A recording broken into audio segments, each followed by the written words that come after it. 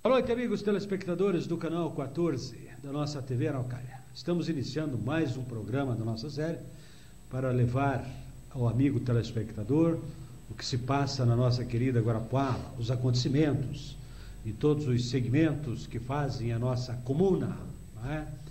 Nós estamos aí hoje, sendo o nosso município, principalmente ali a Praça Cleve, sendo palco de uma filmagem da Terra Incógnita, né?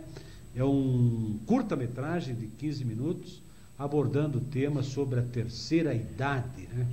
Está aí o ator global e o produtor guarapuavano, filho do amigo nosso, do Gilberto Baroni, o Rodrigo Baroni, e o ator global que é o Amaral, esqueci o nome do ator, se lembra? Amaral. O Amaral todo mundo sabe quem é. Né? O Amaral, inclusive, é guarapuavano, né? E está aí fazendo, então, voltando, nos visitando aí, fazendo esse curta-metragem. Essa é uma grande notícia que nós temos aí, né? Nós, tem aí a produção também, a parceria com o Grupo Artimanha, né? Do David, da Rita Felchak, o Rodrigo Baroni sendo o produtor e diretor dessa curta-metragem. Muito bem, amigos telespectadores, vamos para a nossa entrevista de hoje. Hoje nós temos o prazer de receber aqui nos estúdios da TV Araucária o doutor Ricardo Lubacheski, filho guarapuavano, filho do amigo nosso Antônio Lubacheski, família tradicional de Guarapuava, advogando e militando na nossa comarca. Professor das Faculdades Integradas de Guarapuava e também advogado da Penitenciária Industrial de Guarapuava. Muito boa noite, Rodrigo, meu amigo Ricardo, com grande prazer recebemos você aqui nos estúdios da TV Araucária. Boa noite, Boris, o prazer é meu, boa noite, telespectadores. A gente poder comparecer e trazer um pouco para a comunidade guarapuavana alguns assuntos pertinentes na nossa área, que é o direito, e esclarecer dúvidas, levar um pouco de informação à sociedade como um todo. O prazer é meu estar aqui. Muito bem. Ricardo, você tem visto, você que é um advogado que sempre está envolvido e está diretamente ligado à nossa penitenciária industrial, os acontecimentos da superlotação que existe nos presídios do Brasil inteiro.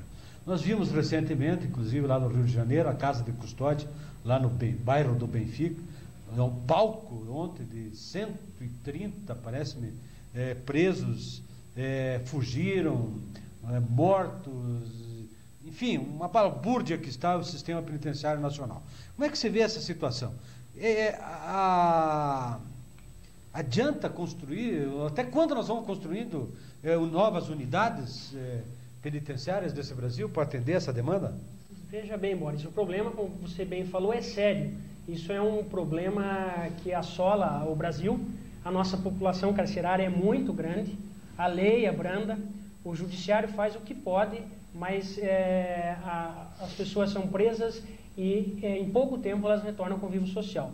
A superlotação está aí, a questão não é de ficar construindo, e sim como gerenciar essas penitenciárias, essas unidades.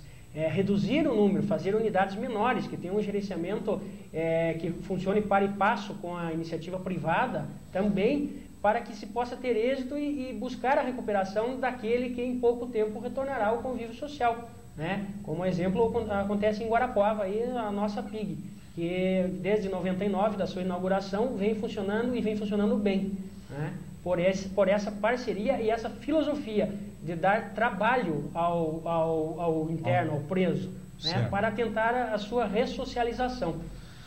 Você acha que não é um custo muito caro, muito elevado para a recuperação social do detento, uma penitenciária do porte do tipo, ou esse grande contingente de penitenciárias que vão ser construídas ainda no Paraná? Não é um custo muito caro para ter esse pessoal lá na recuperação do detento?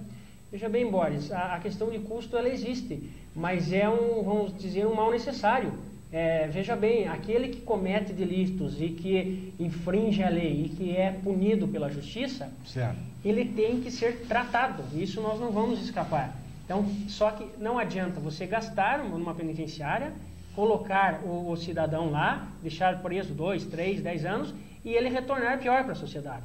Então, o custo deve haver, mas deve ser aproveitado, justamente para que futuramente se invista em menos na parte preventiva. Quanto mais você tentar a ressocialização daqueles que infringem a lei, a reincidência diminui. E diminuindo, você tem que investir menos nas políticas de prevenção.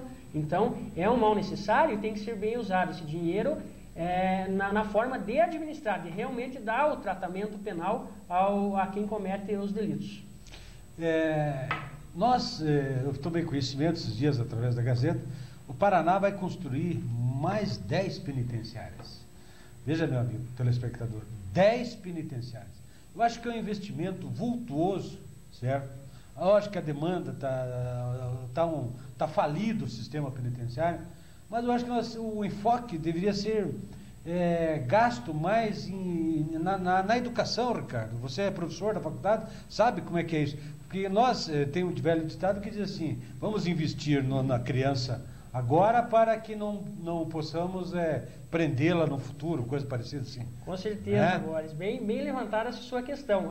Não é só a sua. Acho que a maioria da população tem essa visão e acredito que gera essa dúvida. O que acontece? Veja bem a minha posição, Boris.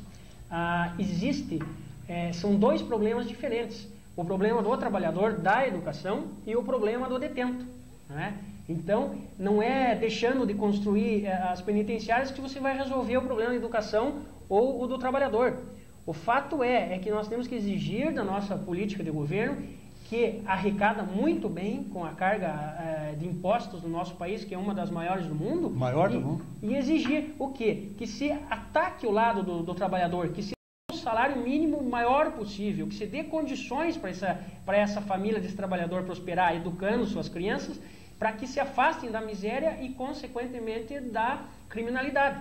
E, por outro lado, você tem que tratar o que infringe a lei, porque amanhã ele vai estar na rua de novo, vai estar na fila do supermercado junto com você, com a sua esposa, vai estar pegando ônibus na rodoviária com uma filha sua, então ele vai retornar à sociedade. O que a população confunde, Boris, é que pensa que, não, vamos dar pão e água e largar o... Se, na verdade, se você fizer isso, ele em 2, 3 anos ele está de volta à sociedade, certo? E ele vai voltar pior. Então você tem que atacar, o governo tem que atacar os dois focos de problemas. A questão de educação, investir na educação é essencial, investir no trabalhador, que é o esteio da produção desse país para um desenvolvimento, e da mesma forma cuidar daquele que infringe a lei, para que ele, quando ele retornar, ele virar um trabalhador, uma pessoa digna, e não tratá-lo de uma forma escusa. A construção de 10 penitenciárias, ela se dá, talvez, um projeto do governo Roberto Requião, porque existe em torno de quase 3.000 detentos nas delegacias, Ricardo. Exatamente. Nossa delegacia, nosso cadeião aqui, está superlotado, né? Exatamente. E não oferece condições nenhuma humanitárias para o preso, né? Exatamente, com os esforços ainda do Poder Judiciário, da Polícia Civil, do Ministério Público, mesmo assim, as condições são precárias por falta de estrutura. Justamente, há a arrecadação de impostos e há o investimento, o mau investimento de dinheiro, que às vezes por falta de gerenciamento acaba nessa superlotação e ali vira um ambiente que, tenho absoluta certeza, não recupera ninguém. O estado que se encontra hoje é a superlotação da 14ª nossa, né? Por isso, a conscientização tem que vir do poder político, do poder público constituído, e a população tem que entender que é necessário o tratamento dessas pessoas, tratamento penal, no intuito de ressocializá-las para o retorno à sociedade. Ou, na pior das hipóteses, você faz, o legislativo vem e põe uma prisão perpétua no país, que seria um absurdo e que não resolveria o caso. E como as leis são brandas, tem que ter esse sistema adequado para tratar quem comete delitos. Você acha que a lei é branda? A lei, se veja nosso bem... Código Penal está... Nosso Código Penal, ele é de 1940, né? Bem sabemos, teve uma reforma em 1984 na sua parte geral, mas a grande maioria dos delitos precisa de serem revistas, a sociedade evoluiu, os valores mudaram, o poder da mídia, da comunicação, da globalização, a internet está aí, né? Hoje o cidadão cresce na era do consumismo, que ele tem que ter o melhor carro, que ele assiste a novela, que vê o galã tomando champanhe. Então, isso socialmente tem uma influência na classe de mais baixa renda, que é um dos fatores que gera a criação, mentalidade da criminalidade. Então tem que ser feita uma adequação. Acredito que as leis têm que ser mais rígidas, punir com mais rigor, como já veio há pouco a lei dos hediondos, pegar mais alguns crimes e tratá-los como hediondos, suprimir benefícios, mas não é só a única forma de controlar essa criminalidade, porque o problema é social, isso é gritante, é latente, né? E a miserabilidade está ligada a isso.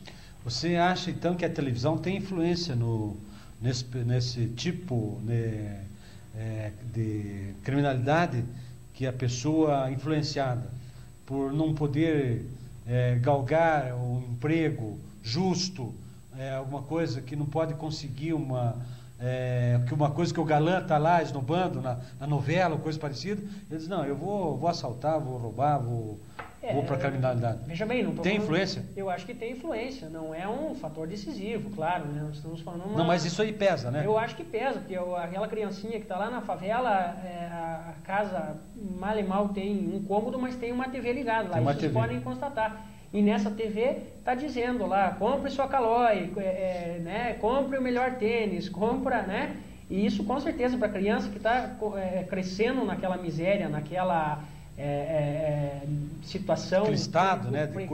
Com certeza vai gerando um certo ar de indignação, porque não vê melhora, vê todo mundo passando fome no seio de sua família, e com certeza isso é um fator que desencadeia a indignação que às vezes leva à criminalidade. Muito bem. Vamos falar um pouco da nossa penitenciária industrial aqui de Guarapuava. Modelo para o Brasil. Teve até esses tempos sendo reportagem e tal, tudo. Eu não sei se nós temos uma fita, eu e ele, que nós poderíamos colocar alguma coisa já no meio aqui do programa para falar sobre a penitenciária industrial de Guarapuava. Você é advogado e qual é a sua função lá, Ricardo? Você veja bem, Boris, eu cuido da execução penal daqueles que lá estão cumprindo pena. Você pode ir falando, nós vamos soltando aí as imagens da nossa penitenciária. O que seria essa... Olha aí. Essa execução penal, todo aquele condenado pela justiça, a partir do momento que ele ingressa no cumprimento de sua pena, a legislação, a lei de execuções penais, dá benefícios. Então, eles são cidadãos que têm benefícios também. E eu cuido dessa parte, de pedir os benefícios, ou seja, progressões de regime, para que ele saia para um regime semiaberto, um livramento condicional. Aqui, como a penitenciária nossa é um modelo, não só, como você bem falou, para o país... Está aí as imagens, né, para ver? Isso, mas para o mundo, né, porque já veio bastante delegações do exterior nos visitando. Ela é uma penitenciária que fornece o trabalho, o estudo. Então, o interno ali, ele, além de trabalhar, além de cumprir a pena, ele trabalha e estuda. Então, ele está tentando melhorar na sua condição humana para quando retornar à sociedade. A penitenciária inaugurou com uma fábrica de estofados, né, na época, veja bem. Lá de Arapongas, né? Teve uma fábrica de estofados. Atualmente ela se encontra com 3 canteiras de trabalho, né?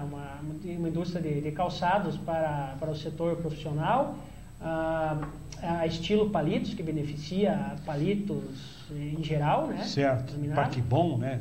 Exatamente. E a GVA, se não me falha a memória, que oferecem essas condições, esses incentivos de oferecer canteiro de trabalho para os internos. A capacidade da nossa penitenciária é de 240, né? Seria de 240. Sim, mas nesse projeto do governo, eu estou vendo ali 320 vagas. O que é isso?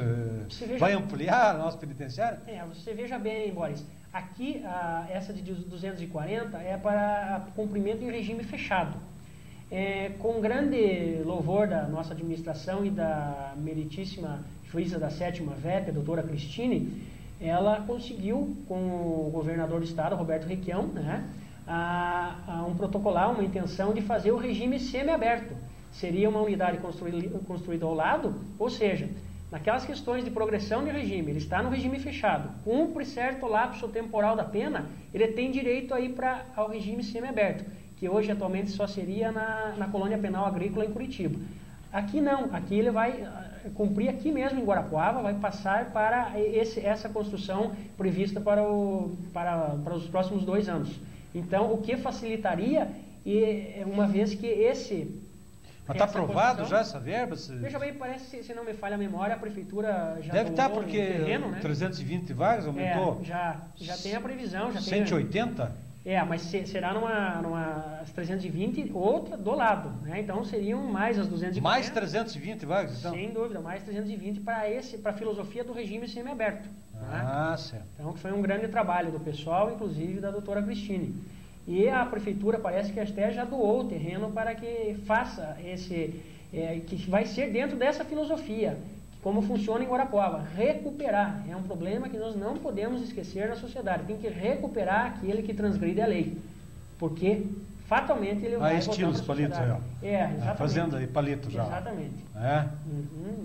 Os internos trabalhando, né? Cada 3 dias trabalhado, Perdão? Exatamente. Ele trabalha 3 dias. Isso é um incentivo também da lei das execuções penais. É um benefício, é um dos benefícios que nós lá, juntamente com o Dr. Roberto, o outro advogado, fazemos em prol dos internos. Cada 3 dias trabalhados diminui 1 na pena. Né? Isso é um incentivo até na busca de recuperar o cidadão que lá está. Panificadora, lavanderia? Tem tudo isso, panificadora, lavanderia, né? A barbearia.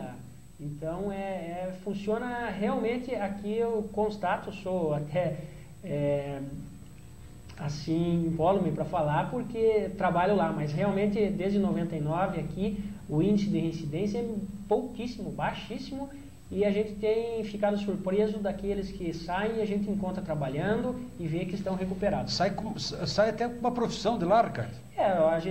Um dos requisitos para a condição de ele sair de benefício é que ele tenha já uma proposta de emprego encaminhada, né? Claro que hoje é difícil o mercado de trabalho, mas pelo menos ele já sai com o ofício, ou aprende a cortar cabelo, a lavar, a cozinhar, ou a montar lá os compensados, a fabricar sapatos. Então ele já sai com uma perspectiva. Já teve casos por exemplo, de presos que já cumpriram a pena e aqui na penitenciária e estão em regime aberto, certo? Daí eles foram deslocados lá para Piraquara?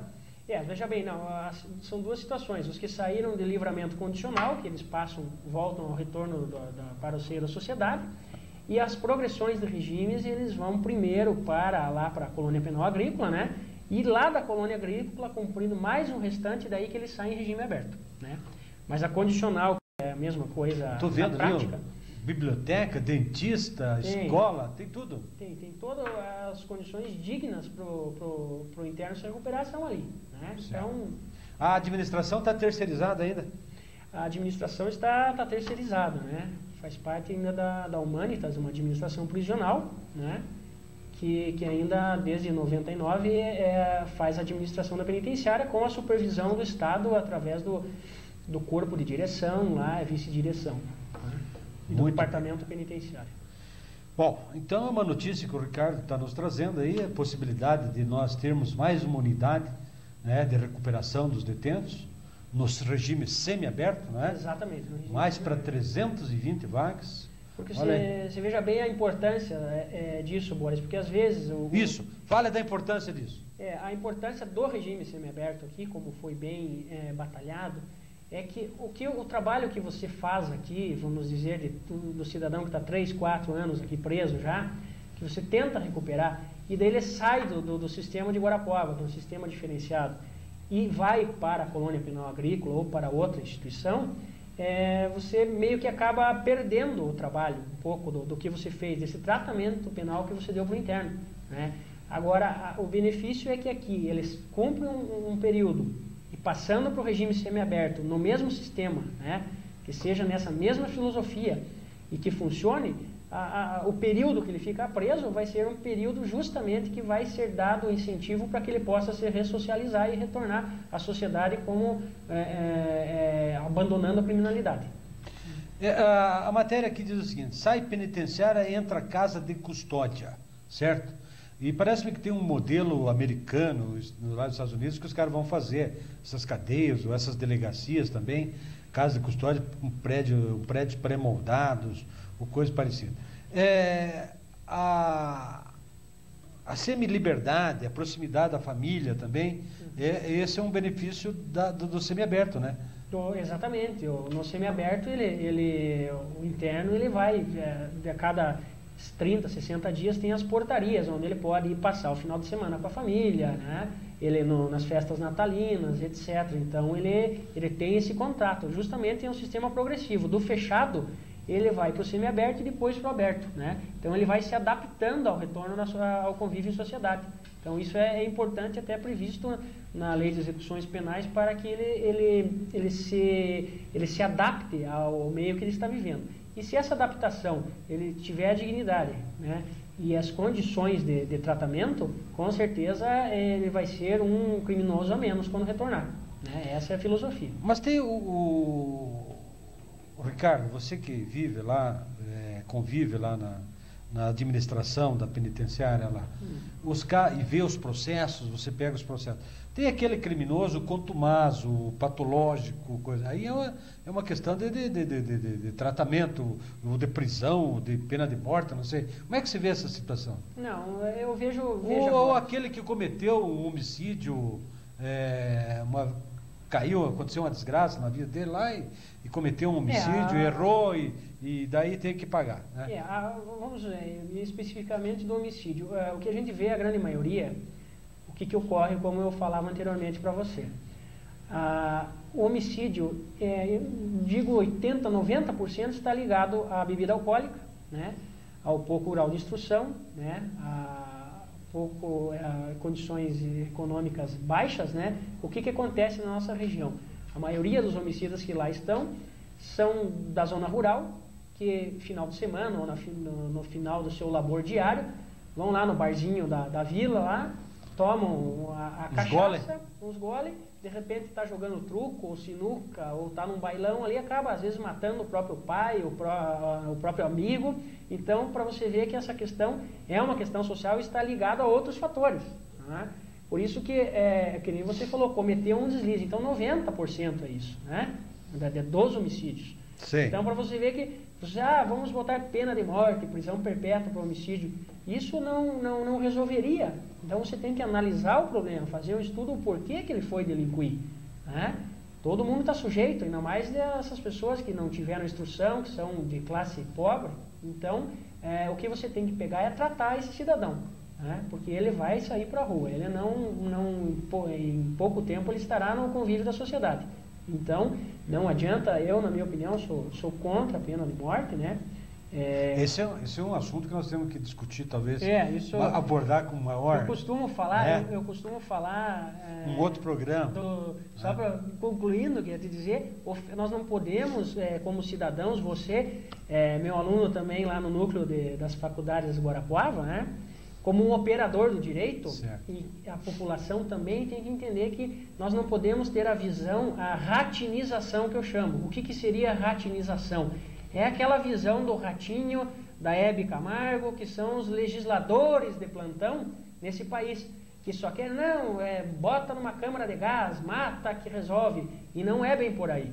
A gente não pode ter essa opinião ratinizada. A imprensa, principalmente, tem um papel fundamental. Um papel fundamental. Não pode pregar como o Ratinho e dizer, solta um bujão, câmara de gás, solta um bujão de gás na cabeça e isso não resolveria, né? Afoga o homem. Então, a nossa população e ainda mais nós, operadores do direito, temos que entender que tem que tratar esse vamos dizer o escroto da sociedade, a parte ruim tem que ser tratada. É a mesma coisa que você pegar o lixo da sua casa e jogar todo dia na frente. Quando você vê, aquilo lá vai estar te fazendo mal, porque vai estar entrando lixo, bicho na tua casa.